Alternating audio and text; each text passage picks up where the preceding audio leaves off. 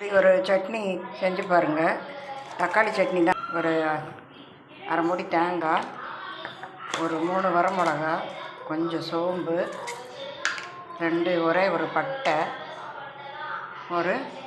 ஒரே ஒரு பெரிய வெங்காயம், அப்புறம் தாளிக்கிறது கொஞ்சம் போட்டுக்கலாம். இதோட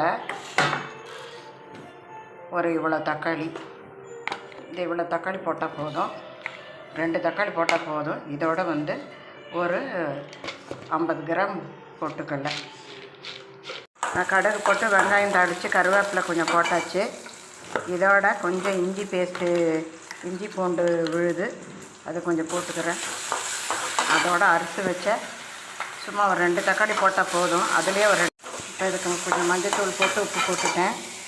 இப்போ அரைச்சி வச்சுருந்த இந்த பொருள்களை எல்லாம் ஊற்றிக்கலாம். ஊற்றி நல்லா இப்போ சுவையான